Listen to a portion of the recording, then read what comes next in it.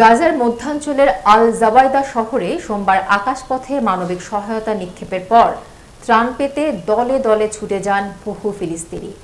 এই খাদ্য সহায়তা তাদের অনেকের দিনের একমাত্র আহার হলেও অনেকেই মনে করছেন এ পদ্ধতিতে সাহায্যের পেছনে ছুটে মর্যাদাহানি হচ্ছে।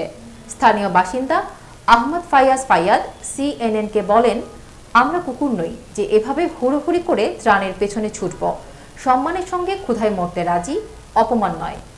জর্ডান ও সংযুক্ত আরব আমিরাত প্রথমবারের মতো গাজায় আকাশপথে খাদ্য সহায়তা পাঠায়। ইসরায়েলের অবরোধের কারণে গাজায় ত্রাণ সংকট বৃদ্ধির পর এই উদ্যোগ নেওয়া হয়।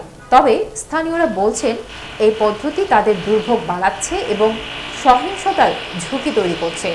ফায়াদ বলেন, সহায়তা যেন স্থলপথে মর্যাদার সঙ্গে বিতরণ করা হয়। অনেকেই খাদ্যপত্রের পেছনে ছুটলেও কিছুই পায়নি।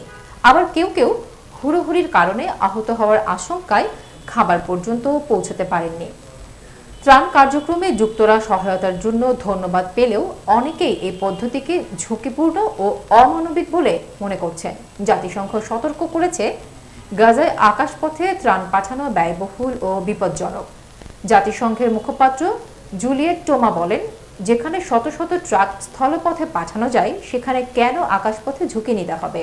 স্থলপথে ত্রাণ পাঠানো সহজ, দ্রুত, সাশ্রয়ী ও নিরাপদ।